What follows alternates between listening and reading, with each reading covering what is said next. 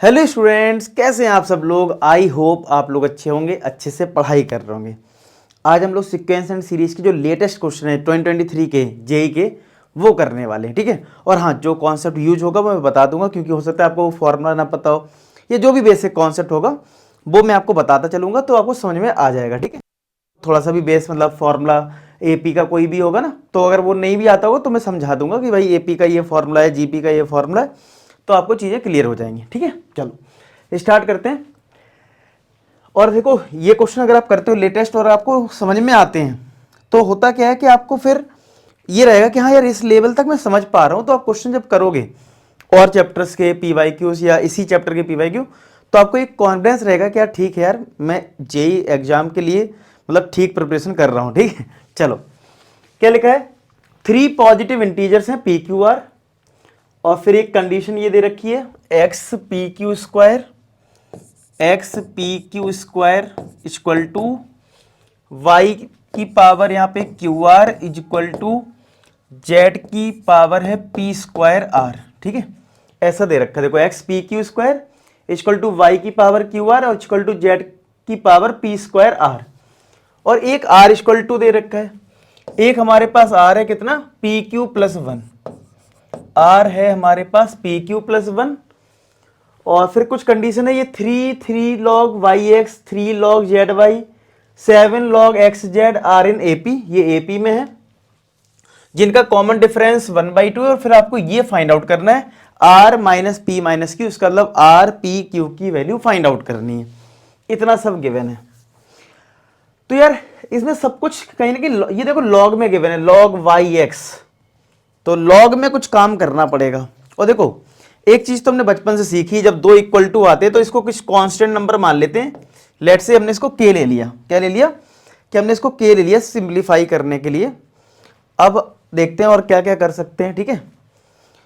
तो जैसे अब आपने अगर इसको के लिया तो यहां से फटाफट चलो एक्स रिलेशन देखते हैं क्या मिलता है हम लोगों को यहां से। अगर जैसे यहां पे अगर मैं बात करूं आपसे, देखो जो ये दे रखा है, ये चीज जो लिखी है यहां पे मैं लिख लेता हूं, जो यहां पे आपको लिखा है ना 3 log Y X 3 log Y X 3 log Z Y, और फिर लिखा है 7 लॉग एक्स जेड, ऐसा कुछ गिवन है। और ये एपी में, किसमें, एपी में। तो अगर ये मेरा पहला टर्म है, अगर एपी का A1, ये A2 और ये A3 और ये A4, तो कॉमन डिफरेंस अगर 1/2 है तो मैं कह सकता हूं ना कि A2 माइनस A1 जो होगा वो डिफरेंस ही होता है, यानी कि 1/2 के इक्वल होगा। सिमिलर आप A3 माइनस A2 करेंगे, सिमिलर आप A4 माइनस A3 करेंगे, तो ये सब 1/2 के इक्वल होगा। यानी कि मैं कह सकता हूं A2 मेरा है 3 लॉग वाई एक्स माइनस का A1 हमारा 3 है इक्वल टू 1/2। तो यहां से देखो जो होता क्या है कि जब भी जेई का कोई क्वेश्चन आए ना, तो आपको जो जो समझ में आए वो लिख लिया करो। कई बार क्या है, हम स्टेप ही नहीं लिखते, हम सोचते हैं यार पता नहीं यार ये कैसे स्टेप। अब देखो आपने देखा कि मैंने भी इसके बारे में नहीं सोचा ज्यादा कि क्या है, जो बेसिक चीज पता है कि के लेते हैं, के लेके छोड़ दिया। अब यहां पे ये एपी है तो एपी की कंडीशन लगा रहा हूं और देखता हूं क्या मिलेगा, और फिर डिसाइड करेंगे आप कहां से रिलेट कर सकते हैं, ठीक है। जेई में आप इस चीज का ध्यान रखें, जो समझ में आ रहा है उसको लिखते जाओ, करते जाओ, कुछ कुछ आइडिया आपको मिलता जाएगा, ठीक है। तो अगर मैंने ये लिखा तो फिर क्या यहां से लॉग वाई एक्स आ जाएगा ना, तो 3 लॉग वाई एक्स कितना आ जाएगा, ये 3 इधर आएगा, 3 प्लस 1/2, तो ये आ गया 3 2 जा 6 7/2, फिर 3 से डिवाइड करोगे तो 7/6 आ जाएगा लॉग वाई एक्स, ठीक है। इतना सबको समझ में आ गया। इसको हम ये भी कह सकते हैं लॉग एक्स वाई का मतलब होता है log X upon log Y, log X upon log Y होता है। अब ये लॉग की प्रॉपर्टी है कि अगर ये बेस में और ये इधर एक्स लिखा है तो ये log X upon log Y होता है, तो यानी ये 7/6 आया इस वाली कंडीशन से। अच्छा, अगर मैं A3 माइनस A2 करूं, ठीक है, A3 माइनस A2 भी तो क्या है 1/2 ही है हमारे पास, तो A3 है 3 लॉग जेड वाई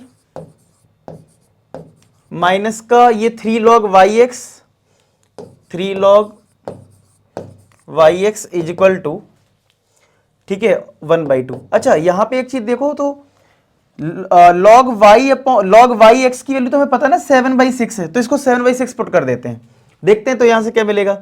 तो 3 log zy माइनस 3 इंटू, अब log y x की वैल्यू यहां पे हमारे पास 7/6 है, तो कितना आएगा देखो, 3 2 जा 6, ये आएगा माइनस का 7/2, तो 3 log zy इक्वल टू 1/2, ये माइनस का प्लस कर दो, यहां पे 7/2 होगा, तो 8/2 ये 4 आ गया, ठीक है। तो log zy अगर ये 4 आया तो ये 3 है, तो 4/3 आ गया, मतलब ये, तो यानी अगर मैं इसको भी इसी तरीके से लिखूं तो ये log y upon log z आ गया कितना, 4/3। कुछ ऐसी कंडीशंस हमारे पास निकल के आई है, चेक करो इस चीज को, कुछ इस तरीके से रिजल्ट आया हमारे पास, log x upon log y आ गया, log y log z आ गया। तीसरा भी ले सकते हो, लेकिन देख लेते हैं क्योंकि x y z में ऑलरेडी रिलेशन मिल चुके हैं, मतलब 3 वेरिएबल है, तो अभी इसको यहीं होल्ड करते हैं, अगर लगेगा तो तीसरा भी ले लेंगे, मतलब a4 माइनस a3, ठीक है। लेकिन अब इसको देखते हैं इससे क्या हो सकता है। देखो अगर x की पावर पी क्यू स्क्वायर अगर k के इक्वल है और यहां पे जो कंडीशन है वो लॉग में है, तो क्या हम इसको लॉग में कन्वर्ट कर सकते हैं, बताओ। अब तो यहां से पता लगा लॉग में कन्वर्ट करना है, रट्टा नहीं मारना है। अगर आप अप्रोच बनाने की कोशिश करो क्वेश्चंस में, अगर आप अप्रोच बनाओगे तो आपका काम हो जाएगा। तो आपको पता होना चाहिए लॉग जो होता है वो बेसिकली क्या होता है, एक्सपोनेंट होता है, यानी जो पी क्यू स्क्वायर है वो एक्सपोनेंट है, तो एक्सपोनेंट यानी कि पी क्यू स्क्वायर को हम क्या लिख सकते हैं, लॉग, ये जो बेस है वो बेस में आ जाएगा और ये आउटकम को के हम इधर लिखेंगे, ये पी क्यू स्क्वायर लॉग में कन्वर्ट हो गया, यानी लॉग एक्स के यहां पे मिल गया, ठीक है। ऐसे ही आप इस y के लिए काम कर लो, तो y की पावर यहां पे QR जो है वो k के इक्वल है, तो QR क्या आ जाएगा, log बेस में y आ जाएगा और k तुम्हारा आउटकम है।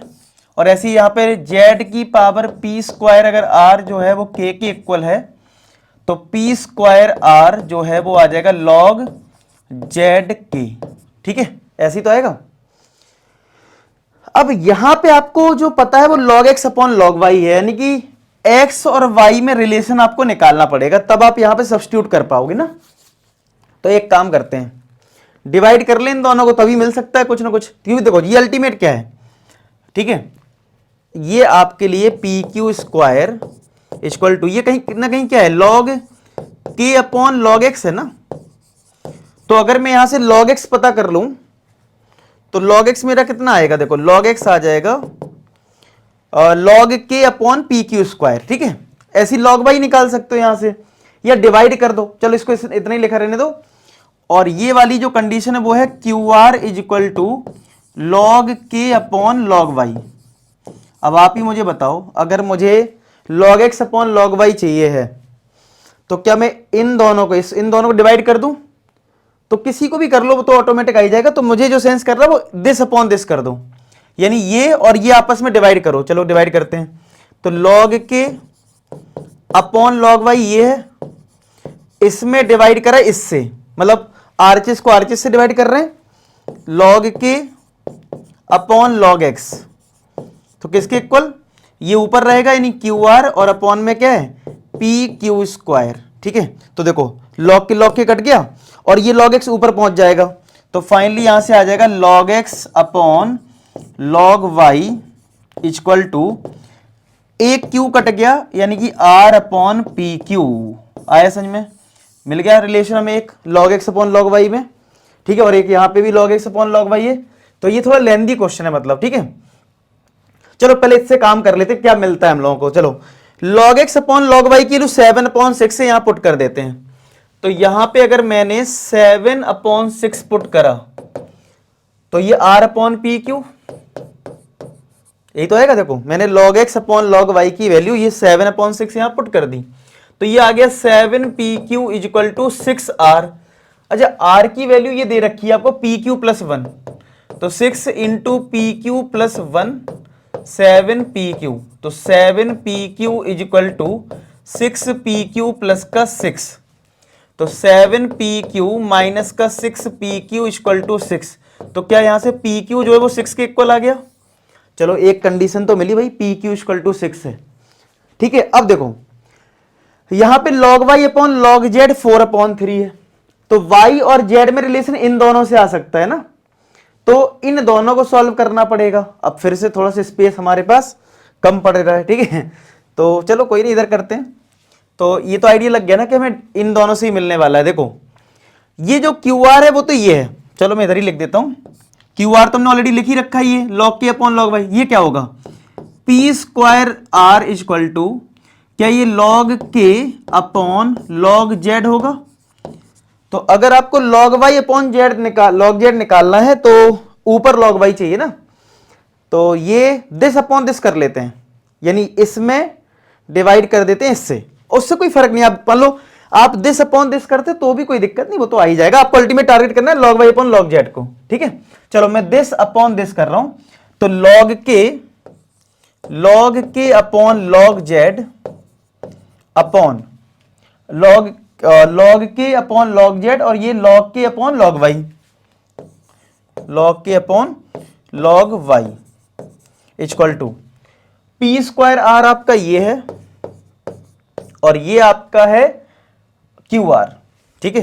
ये कितना है क्यू आर, तो आर से आर तो कट गया भाई, और यहां से log के कट गया, log y upon log z आ जाएगा ये।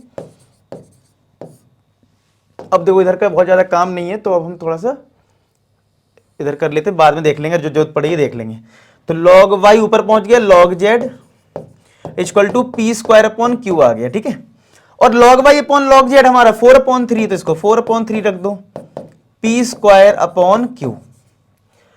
अब देखो इसको क्रॉस मल्टीप्लाई करते हैं, तो 4q is equal to 3p square आएगा। तो अच्छा पी क्यू इक्वल टू 6 है, तो q कितना होगा, 6/p होगा ना, तो यहां पे q की वैल्यू पुट कर देते हैं, तो 4 इंटू q की वैल्यू कितनी रख दो, 6/p equal to 3p square, तो 3 2 जा 6, तो 4 इंटू 2 8 आ जाएगा p क्यूब, तो फाइनली क्या p 2 आ जाएगा। और p अगर 2 आ गया तो q कितना आएगा, अगर हम p को 2 रख दें तो q कितना आएगा, 6/2, यानी q 3 आ गया। तो q अगर 3 आया तो r क्या था मेरा, r था मेरा pq प्लस 1, तो कितना आएगा, p हमारा 2, q हमारा 3 प्लस 1, तो आंसर r क्या आ जाएगा 7। अब आपको क्या निकालना था इस क्वेश्चन में, सब कुछ आगे देखो। अब हमारा हमें निकालना था r minus P minus Q, हमें फाइंड आउट करना है r माइनस पी माइनस का q, तो r 7, p कितना है, p हमारा कितना आया था 2 ना, हाँ p 2 आया था, q 3, तो 2 और ये 3, तो 7 में 5 जाएगा, तो आंसर क्या आ जाएगा 2 आ जाएगा। तो कौन सा ऑप्शन है इसका, समझ में आया, नोट कर लो, मैं साइड हो जा रहा हूं। तो इसका आंसर आया है फाइनली हमारा कितना, इसका आंसर आया है ए पार्ट। समझ में आया कि इसका आंसर क्या है, ए पार्ट है, क्लियर है क्या, मतलब तो आपको इस तरीके से अप्रोच बनानी है, ठीक है। तो उम्मीद करता हूं कि ये क्वेश्चन समझ में आया हो, तो इसको नोट कर लें। तो आपको ये समझना है कि यार जब भी कोई क्वेश्चन आएगा और कोई लेंथी क्वेश्चन अगर इनकेस है, तो आपको जो जो गिवन है उसको लिख लिया करो, मतलब ठीक है, लिख लिया, फिर कनेक्ट किया करो, अच्छा किससे मैं क्या कर सकता हूं, अच्छा इसकी वैल्यू यहां सब्स्टिट्यूट कर सकता हूं, टाइम देना होगा आपको क्वेश्चंस को करते टाइम, ठीक है। उम्मीद करता हूं ये आपको समझ में अच्छे से आ गया हो, ठीक है, नोट करो इसको। तो ये एपी बेस्ड था।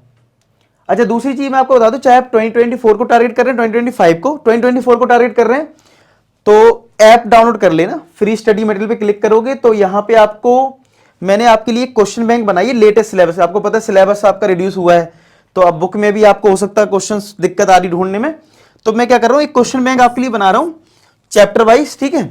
तो आपको चैप्टर्स अपलोड मैं करता जाऊंगा, तो आप साथ के साथ पढ़ते जाना, और उसमें लेटेस्ट क्वेश्चन अपलोड कर रहा हूं, तो आप वहां से डाउनलोड कर लो, ये फ्री ऑफ कॉस्ट में ही है, ठीक है। बाकी फॉर्मूले वगैरह भी हैं तो आप देख लेना, ठीक है, सिलेबस भी चेक कर सकते हो, तो काफी चीजें हैं आपके लिए जो आप एक्सेस कर सकते हैं, ठीक है। तो देख लेना एक बार आप ऐप डाउनलोड करके, तो यहां से आप क्वेश्चंस को डाउनलोड करके प्रैक्टिस कर सकते हो बढ़िया से, और 2025 के भी हो तो भी आपके लिए भी क्वेश्चन बैंक है, तो इसका भी यूज कर सकते हो, ठीक है। अब आते हैं, तो ये क्वेश्चन जीपी पे बेस्ड है, ज्योमेट्रिक प्रोग्रेशन, ठीक है। तो ज्योमेट्रिक प्रोग्रेशन में पता है ना, जीपी में हमारा nth टर्म का फॉर्मूला क्या होता है, a r की पावर n माइनस 1, ठीक है। और सम का फॉर्मूला क्या होता है, अगर सम का फॉर्मूला कहीं यूज हुआ, a r की power n minus 1 upon r minus 1, जब r की वैल्यू 1 से बड़ी है। आर की वैल्यू 1 से छोटी तो उल्टा हो जाता है यहाँ पे, तो ये फॉर्मूले रहते हैं। और जीपी का नॉर्मल चीज क्या होती है कि टर्म्स कैसे लिखते हैं, A comma A R square A R cube, ऐसी टर्म्स लिखते हैं। तो ये सारी चीजें रहती हैं जीपी में।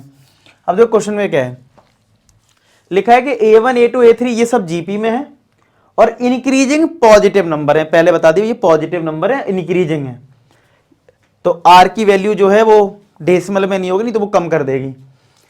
तो let the sum of sixth and eighth term, sixth term और एट्थ टर्म का जो सम है वो हमारा है 2, और प्रोडक्ट जो है थर्ड टर्म और फिफ्थ टर्म का वो है 1/9। अच्छा, जीपी का थर्ड टर्म क्या होता है, ए आर स्क्वायर, फिफ्थ टर्म क्या होता है, ए आर की पावर 4 इक्वल टू 1/9। तो ये कितना आ जाएगा, ए इंटू ए स्क्वायर, आर की पावर 2 आर की पावर 4 क्या आ जाएगा, आर की पावर 6 इक्वल टू कितना 1/9। देखो A3 है, ये A5 है, A3 ए आर स्क्वायर होता है। अगर मैं स्क्वायर रूट कर दूं तो ए R cube equal two plus minus 1/3 आएगा। लेकिन ए आर क्यूब भी तो जीपी का टर्म ही है ना, फोर्थ टर्म ही तो है ए आर क्यूब, लेकिन इसमें साफ लिखा था कि पॉजिटिव नंबर्स हैं जीपी के, तो यानी कि ये नेगेटिव हो नहीं सकता है। तो फाइनली हमें ए आर क्यूब जो है वो मिलेगा 1/3, ए आर क्यूब मिल गया 1/3। अब देखते हैं इसका यूज कहां हो सकता है। अच्छा, इसमें क्या है, A6 होता है ए आर की पावर 5, A8 होगा ए आर की पावर 7।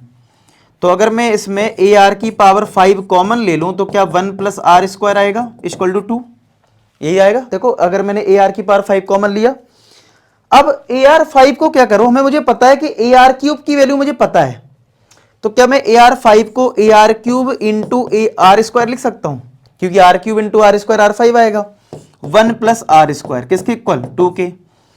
अब आप ए आर क्यूब की वैल्यू पुट कर दो, कितनी 1/3, तो आपने 1/3 पुट करा तो 1/3 इंटू आर स्क्वायर ब्रैकेट में 1 plus R square equal to 2।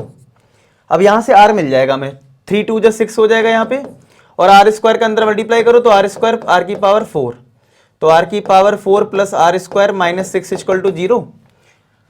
और यहां से अगर मैं मिडिल टर्म स्प्लिट करूं तो आर की पावर 4 प्लस 3 2 6 होता ना, 3r स्क्वायर माइनस का 2r square minus 6 equal to 0।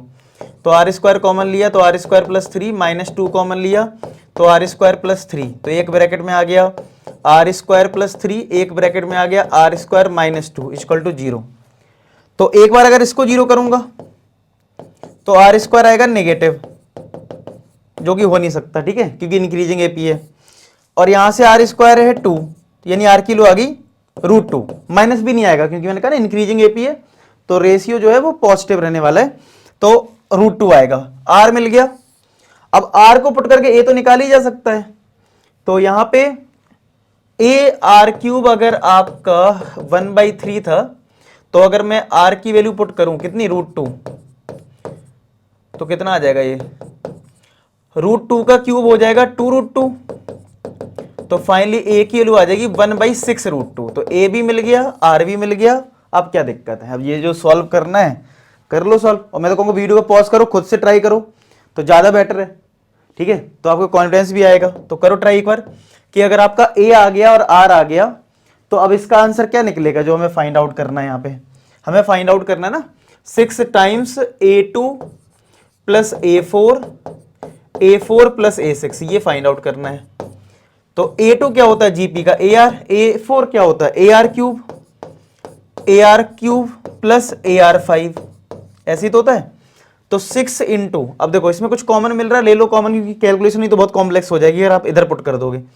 तो A कॉमन मिला तो ये आ रहा है AR मिल रहा है कॉमन, तो AR लिया कॉमन, तो यहां से बचा 1 प्लस आर स्क्वायर। ये जरूर कर लेना, ऐसे नहीं करोगे पुट कर लोगे पागल हो जाओगे। AR क्यूब कॉमन ले लो, तो AR क्यूब कॉमन लोगे तो यहां पे क्या आएगा 1 प्लस आर स्क्वायर, यहां भी आएगा, ठीक है। अब देखो कितना आसान हो जाएगा, देखो 6 A into A square, R into R cube R की पावर 4, और ये 1 plus R square 1 plus R square 1 plus R square की पावर 4 आ जाएगा, सॉरी 2 आ जाएगा। तो अब थोड़ी कैलकुलेशन अब आपके लिए आसान रहने वाली है। तो 6 इंटू ए का स्क्वायर, अगर आप इसका स्क्वायर करोगे कितना आएगा, 6 का स्क्वायर 36 और इंटू 2 72 इंटू आर की पावर 4, इसको पावर 4 करोगे तो 2 इंटू 2 4 आ जाएगा ना, क्योंकि √2 का स्क्वायर 2 और फिर एक बार स्क्वायर करना है। 1 प्लस √2 का स्क्वायर 2 का स्क्वायर, तो कितना हो गया फाइनली देखो, ये तुम्हारा हो गया 12, 4 3 जा 12, ये तुम्हारा 3 का स्क्वायर 9, 9/3, कितना आंसर आ रहा है 3 आएगा। कितना आंसर आ रहा है डी पार्ट 3, चेक कर लेते हैं कितना आंसर आ रहा है इसका। हाँ 3 आ रहा है, आया समझ में?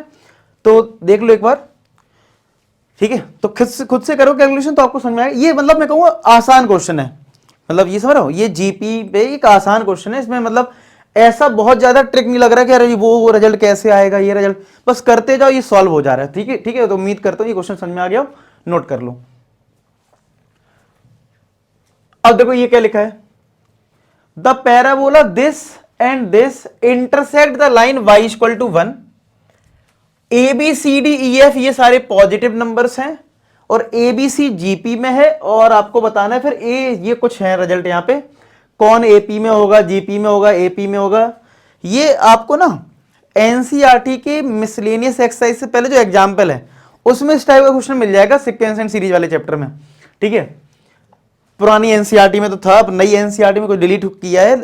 अब मैंने नई एनसीईआरटी में याद नहीं कि एग्जाम्पल में क्वेश्चन अब दे रखा है कि नहीं दे रखा है, लेकिन था ये क्वेश्चन इस टाइप का। ठीक है, तो ये देखो उसी पे उठा दिया क्वेश्चन इन्होंने बस घुमा क्या दिया, ये एक्स्ट्रा दे दिया कि पैराबोला इंटरसेक्ट कर रहा है y इक्वल टू 1 पे। एक बताओ, कोई चीज इंटरसेक्ट करती है तो वो, जैसे मैं कहूं दो लाइन इंटरसेक्ट करती हैं, तो जो पॉइंट इंटरसेक्शन होता है वो तो कॉमन होता है ना, दोनों को सेटिस्फाई करता है। तो ये जो y इक्वल टू 1 है, कुछ नहीं, इसमें और इसमें सेटिस्फाई कर दो, यानी कि ये बन जाएगा पैराबोला हमारा ax square plus 2bx plus का c इक्वल टू 0, और यहां पे भी y की 1 रख दो, तो ये बन गया dx स्क्वायर प्लस का 2ex प्लस का f इक्वल टू 0। बस ये चीज तो सिर्फ इसके लिए दे रखी थी कि भाई y इक्वल टू 1 जो है दोनों को इंटरसेक्ट कर रहा है। ठीक है, क्लियर है? अब यहां पे तो ये दोनों कर्व जो है वो इंटरसेक्ट कर रहे हैं y इक्वल टू 1 पे। अच्छा, ABC जो है जीपी में है। अच्छा, जीपी की कंडीशन क्या होती है, बी स्क्वायर इक्वल टू, यही तो होता है मिडिल टर्म का square equal to product of first and third, AC।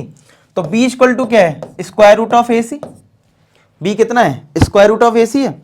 तो अब अगर हम बी की वैल्यू यहां पे पुट कर दें यहां पे, तो क्या आएगा देखो, ax स्क्वायर प्लस 2b किलो root AC into X plus C equal to 0, यही आएगा। अगर इसको थोड़ा ध्यान से देखोगे तो ये क्या root A X plus root सी का होल स्क्वायर बन रहा है क्या, ध्यान से देख लो, ध्यान से देख लो, क्या ये root A X plus root सी का होल स्क्वायर बन रहा है। तो स्क्वायर रूट करोगे तो root A X plus square root of C is equal to आ जाएगा 0। तो ये आ जाएगा square root of A X equal to minus of square root of C. तो क्या एक्स के लिए यहाँ पे माइनस का square root of C upon ये आ जाएगा कि नहीं आ जाएगा, बताओ। इतना क्लियर है क्या कि एक्स की वैल्यू आ जाएगी।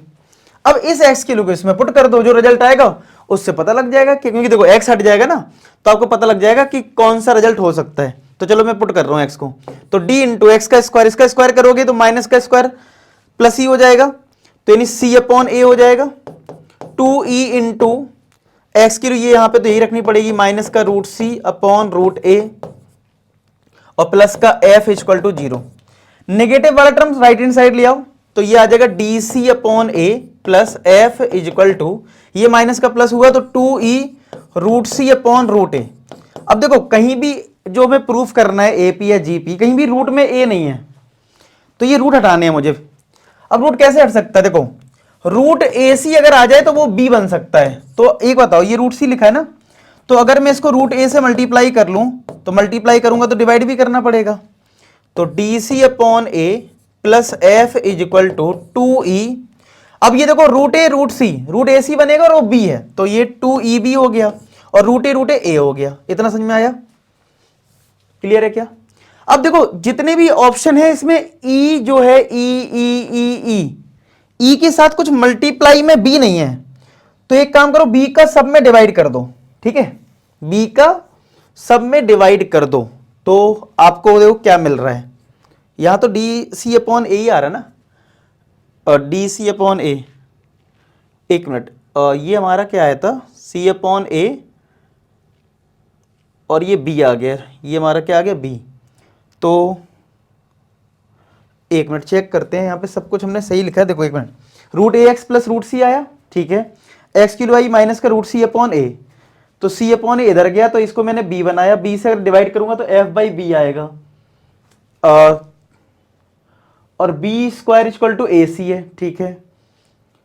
और अगर मुझे इधर करना है तो अच्छा यहां एक प्रॉब्लम आ रही है क्या, अगर मैं रूट ए से मल्टीप्लाई डिवाइड कर रहा हूं, ठीक है, तो अगर मैं b को हटाऊंगा तो f अपॉन बी आएगा, और f अपॉन बी देखो किसी भी ऑप्शन में नहीं है, देखो है तो f अपॉन सी है। तो एक काम करते हैं, देखो समझ रहे हो, अगर मैं मान लो मुझे दिख रहा है कि e यहां पे e के साथ कुछ मल्टीप्लाई में नहीं है, तो मैंने इस b से डिवाइड करा, तो एक तो ये D C upon A B आ जाएगा, वो भी कहीं नहीं है। तो ऐसा करो आप, रूट ए से मल्टीप्लाई ना करके रूट सी से मल्टीप्लाई डिवाइड करो, अब आपका आंसर आ जाएगा। तो देखो वही मैंने कहा, देखो जब आप पेपर में करोगे तो आप भी इसी तरीके से, आपको थोड़ा ना पता होगा हमें किससे मल्टीप्लाई डिवाइड करना है, तो आपने करा, फिर देखा अच्छा आंसर नहीं आया, तो आपको चेंजेस करने पड़ते हैं। तो 2e रूट सी सी हो गया अपॉन ये रूट ए रूट सी, ये b बन गया। अब अगर हम पूरे को c से डिवाइड कर दें, अब आपका काम हो जाएगा, देखना अब सबको c से डिवाइड करोगे तो c कट गया, तो देखो d अपॉन ए आ गया, अब आया समझ में, प्लस f में c से डिवाइड हो जाएगा, इसमें c से डिवाइड करा तो 2e अपॉन बी आ गया।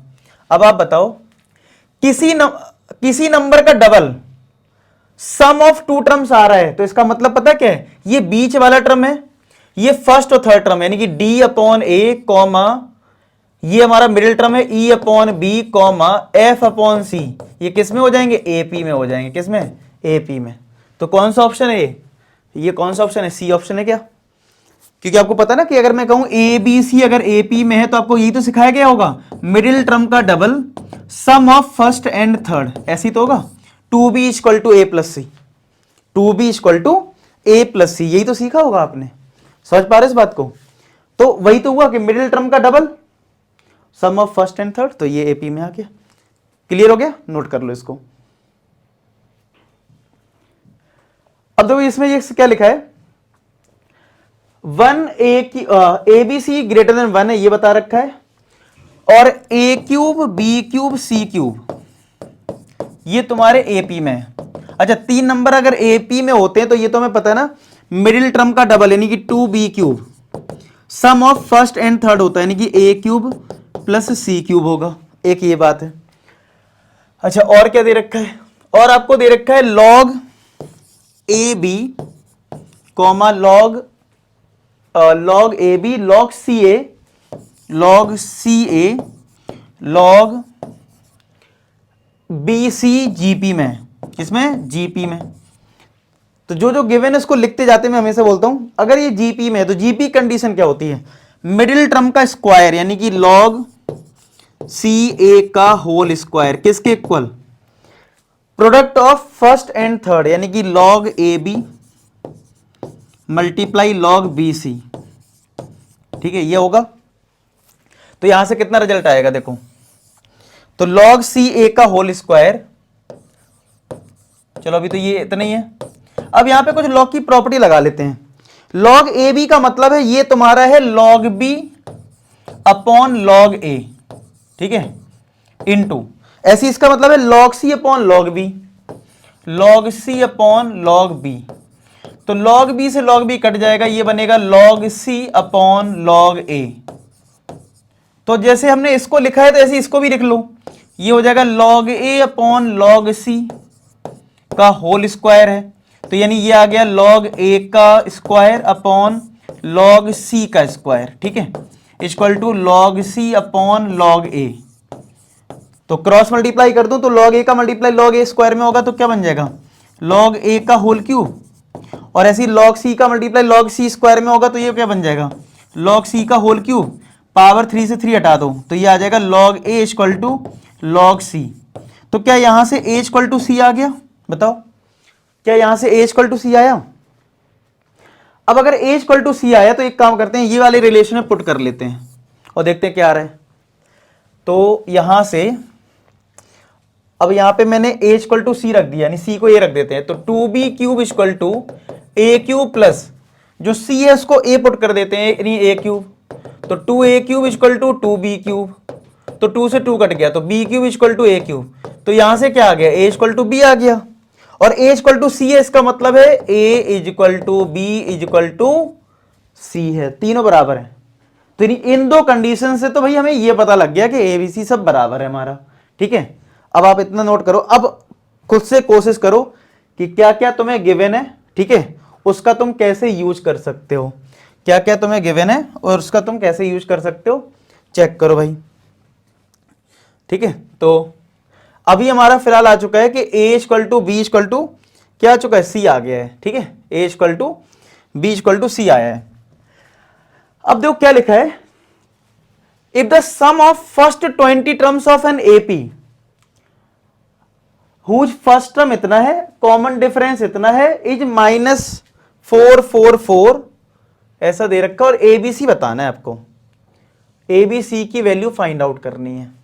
अब ये तो पता है कि एबीसी सब इक्वल है, 20 टर्म्स का सम दे रखा है, देखो 20 टर्म्स का अगर सम दे रखा है और ये क्या है, एपी है ना सारा, हाँ 20 टर्म्स है एपी का, तो एपी के सम का फॉर्मूला क्या होता है, n/2 2 इंटू, अब यहां पे फर्स्ट टर्म जो है वो मैं a1 लिख लेता हूं, ठीक है, 2a प्लस 20 टर्म्स का सम है तो n-1 नहीं 19, डिफरेंस d ले लिया, डिफरेंस हमने d ले लिया। अब हमें a1 और d पुट करना है, तो फर्स्ट टर्म जो है वो ये है, तो हम निकाल लेते हैं फर्स्ट टर्म की वैल्यू यहां पे।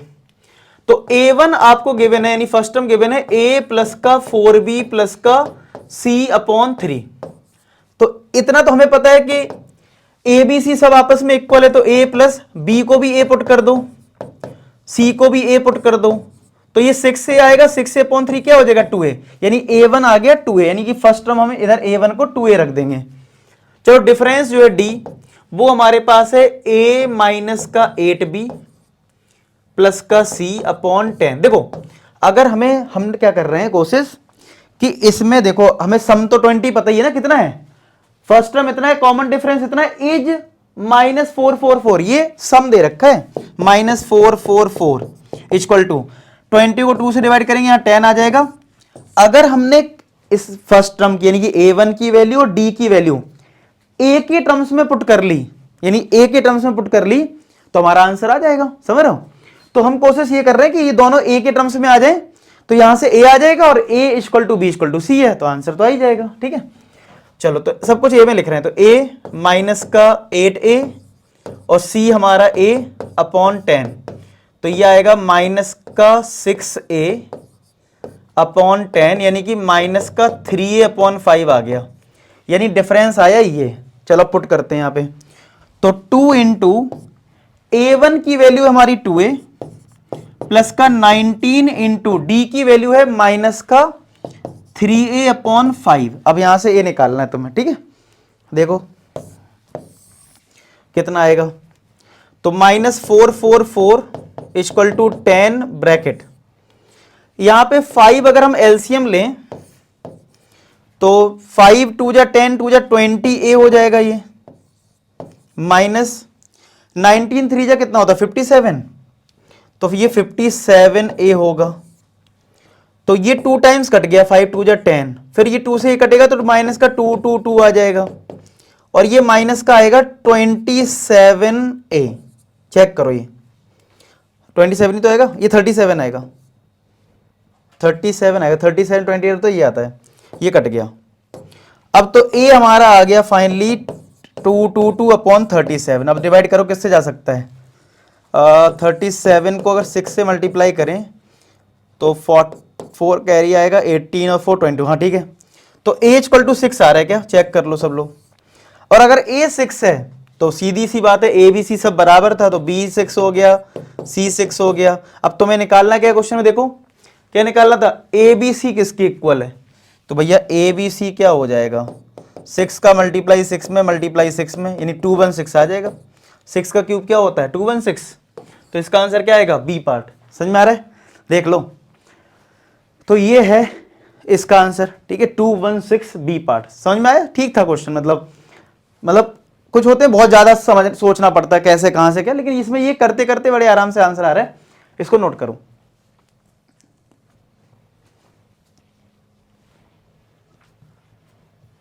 अब देखो इसमें क्या लिखा है, f x be the function such that f x plus y equal to this, f one equal to 3, और ये एक समेशन दे रखा है और एन निकालना। और ये क्वेश्चन बता दूं एनसीईआरटी के मिसलेनियस का क्वेश्चन है ये वाला, और लेटेस्ट में आया देखो।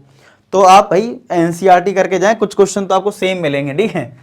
तो चलो एफ एक्स प्लस वाई कितना में गिवन है, वो गिवन है f x into f y, कितना है f x into f y है, और एफ वन 3 गिवन है, एफ वन क्या है 3 गिवन है। और ये देखो जो एन कैसे आएगा आपका, आपको जो समेशन दे रखा है ना, के की वैल्यू 1 से लेके एन तक, और एफ के इज इक्वल टू है 3279, ठीक है। तो इसका मतलब क्या होता है समेशन का, कि भाई पहले के किलो आप 1 रखो, फिर 2 रखो, 3 कहां तक एन तक, यानी f1 प्लस का f2 प्लस का f3, और ऐसे ही करते करते करते कहां तक n तक, यानी fn किसके इक्वल 3279 के इक्वल, किसके इक्वल 3279 के इक्वल, ठीक है।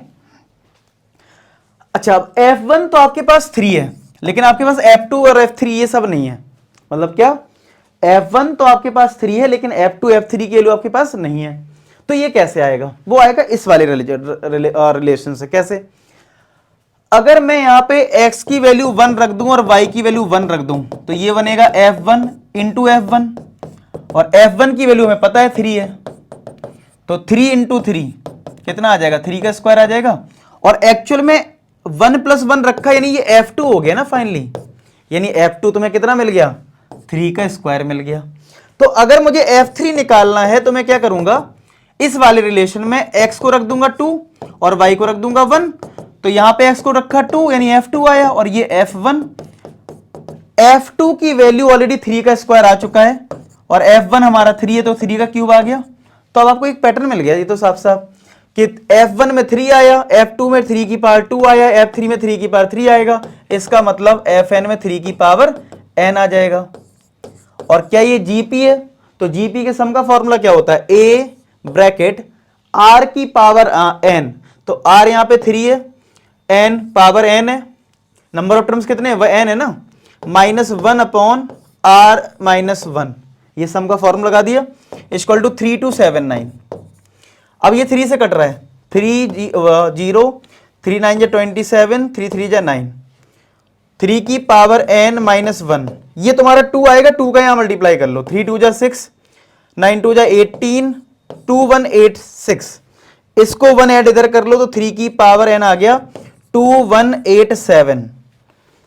अब ये चेक कर लो कितनी पावर बनेगी 3 की, शायद से ये मुझे जो इतना आंसर याद है 7 आता है इसका आंसर, तो चेक कर लो 3 की पावर 7 होगा ये पक्का, 3 की पावर n चेक कर लें, 2187 को प्राइम फैक्टर कर लो, 3 से डिवाइड करा 9, 3 2 6, फिर 3 से कैंसिल करा, नहीं एक 3 7, ठीक है, फिर 3 से डिवाइड करो तो ये 243 आएगा, फिर 3 से करोगे तो 81 आ जाएगा, और 81 तो पता ही है 3 की पावर 4 होता है, 3 की पावर 4 और 3 की पावर 3 की पावर 7 नहीं आएगा, ठीक है।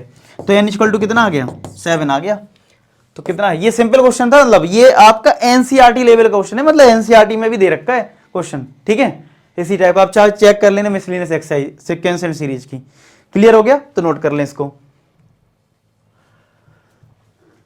अब देखो यहां पे ये जो क्वेश्चन है, ये तुम्हारा अरिथमेटिक मीन और ज्योमेट्रिक मीन पे क्वेश्चन है। क्या, अरिथमेटिक मीन और ज्योमेट्रिक मीन पे बेस्ड क्वेश्चन है, और हमें ये पता होना चाहिए कि अरिथमेटिक मीन जो होता है वो greater than equal to geometric mean होता है, ठीक है, ये एक रिलेशन याद रखो। अब मेरे पास अगर n नंबर्स हैं तो अरिथमेटिक मीन n नंबर्स का हो जाता है a1 a2 plus a3 dot dot dot an upon n से डिवाइड करोगे, और ज्योमेट्रिक मीन में मल्टीप्लाई होता है a1 a2 a3 ऐसी an, और यहां पे पावर 1 अपॉन n होता है, ठीक है। तो ये ध्यान रखना है। अब सोचते हैं इसको कैसे अप्लाई इसमें करना है।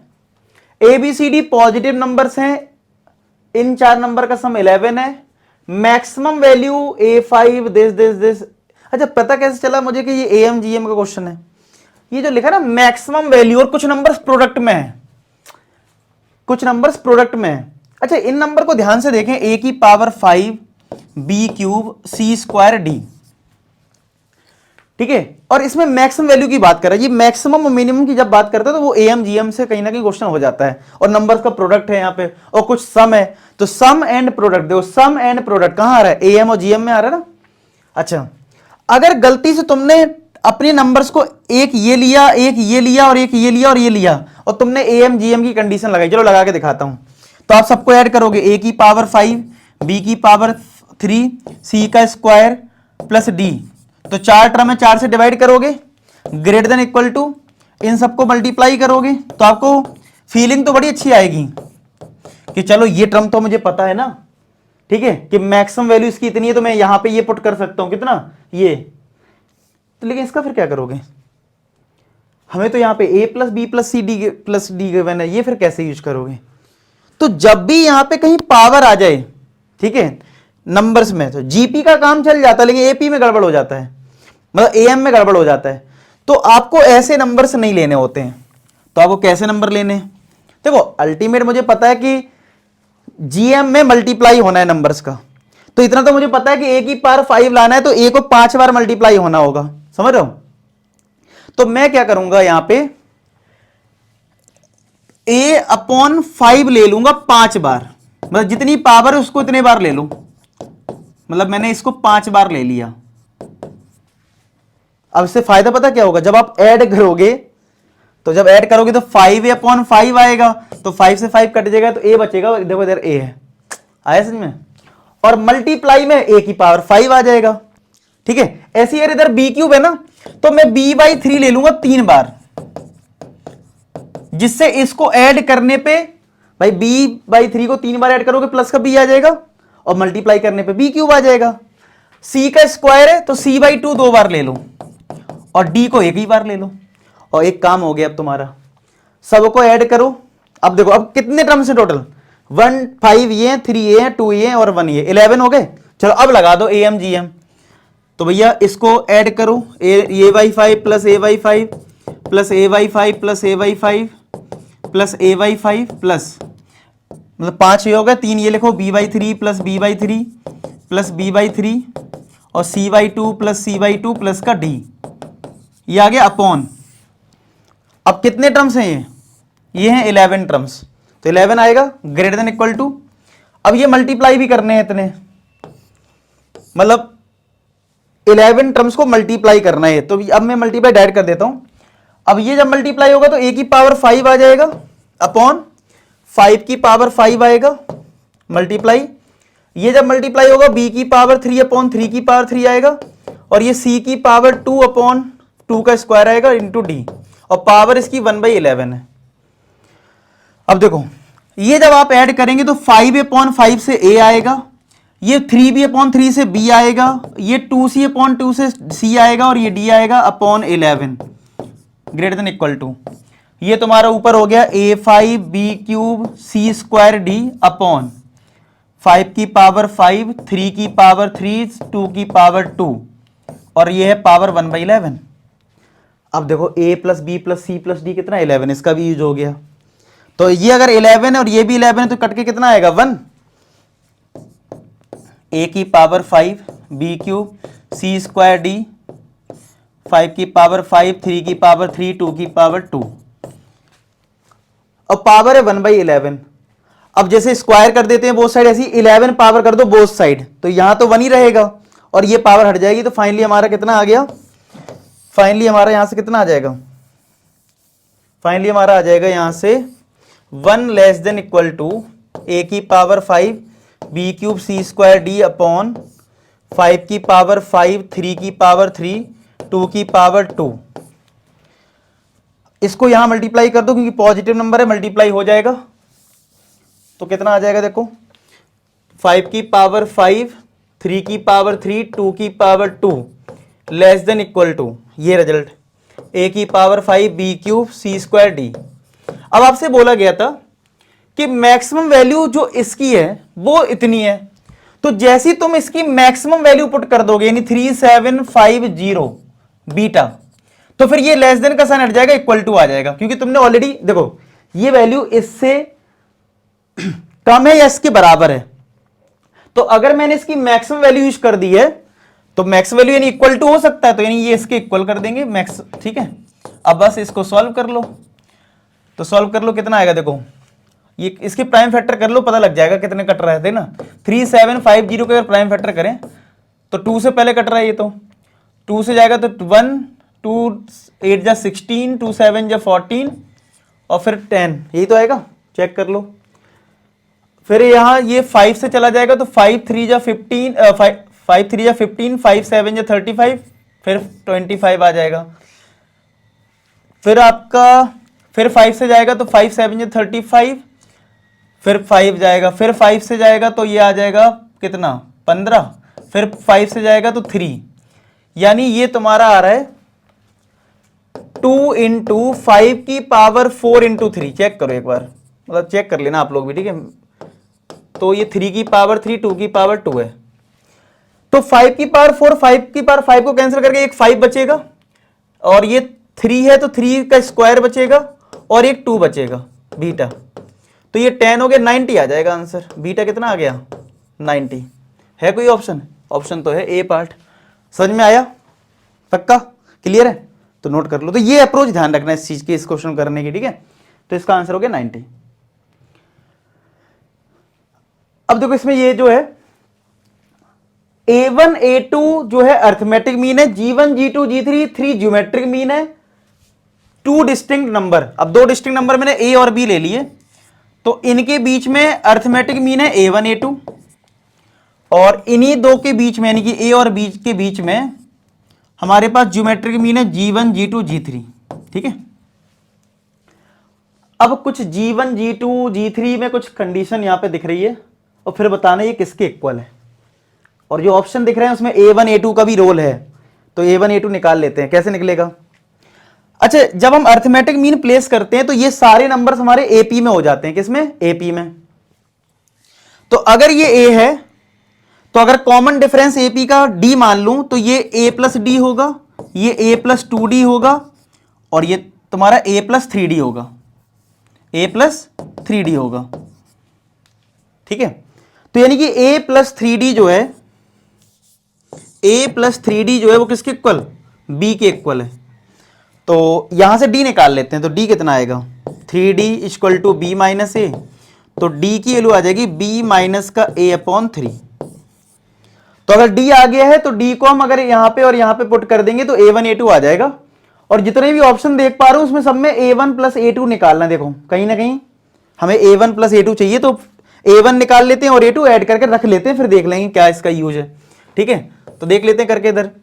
तो A1 हमारा कितना आ जाएगा A प्लस D से, तो A हमारा है B माइनस A अपॉन 3, और सॉरी A तो हमारा A है, D की वैल्यू ये है B माइनस A अपॉन 3, तो 3 अगर एलसीएम लिया तो 3A प्लस B माइनस का A, तो क्या ये 2A प्लस B अपॉन 3 आ जाएगा।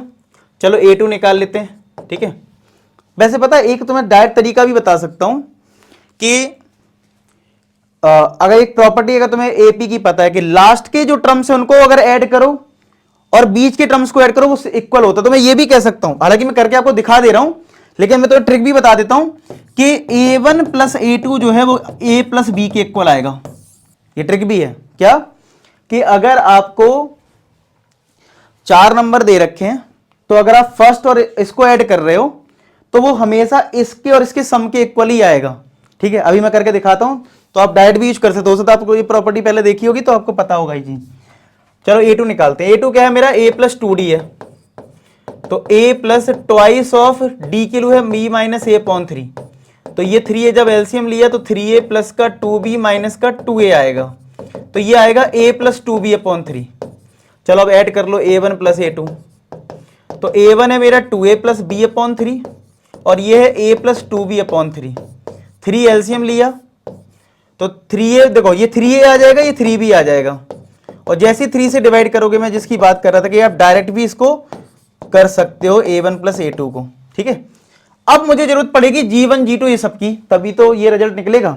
अब आप कोशिश करो इसके बाद करने की।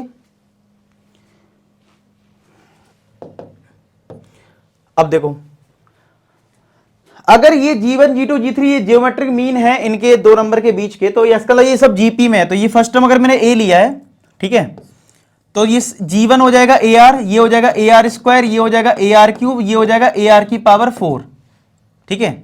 तो इसका मतलब AR की पावर 4 B के इक्वल है, ठीक है। तो यानी R की पावर 4 जो है वो B अपॉन A है। तो इसकी अगर कहीं जरूरत पड़ेगी, या मैं ये कह सकता हूं कि R की वैल्यू B अपॉन A की पावर 1 अपॉन 4 है। अब देख लेंगे इसका रोल R का कहां पे पड़ने वाला है। फिलहाल अब जो फाइंड आउट करना है उसको देखते हैं, ठीक है। फाइंड आउट हमें जो करना है वो है G1 की पावर 4 प्लस G2 की पावर 4 प्लस G3 की power 4 plus G1 square G3 square, ऐसा मैं फाइंड आउट करना। देखो G1 की पावर 4, G1 हमारा अगर AR है तो पावर 4 करोगे तो A की पावर 4 R की पावर 4 आएगा। G2 की पावर 4 यानी इसकी पावर 4 करोगे तो A की पावर 4 R की पावर 8 आएगा। इसका स्क्वायर करोगे 4 करोगे तो A की पावर 4 R की पावर 12 आ जाएगा। G1 स्क्वायर G3 स्क्वायर, तो G1 का स्क्वायर करोगे तो A square R square into G3 का स्क्वायर करोगे तो A स्क्वायर R की पावर 6 हो जाएगा। तो ये A की पावर 4 R की पावर 8 ही तो आएगा। तो इसको A की पावर 4 R की पावर 8 लिख दो, ठीक है। अब ये और ये टर्म सेम है, तो A की पावर 4 R की पावर 4 प्लस इनको ऐड कर लो, तो ट्वाइस ऑफ A की पावर 4 R की पावर 8, A की पावर 4 R की पावर 12। अब कॉमन क्या मिल रहा है हम लोगों को? A की पावर 4 R की पावर 4 मिल रहा है कॉमन। तो यहां से बचा 1, यहां से बचेगा 2 R की पावर 4 और यहां से बचेगा R की पावर 8, ऐसा कुछ देख लो एक बार, जी चेक करना, यही तो आएगा, देख लो।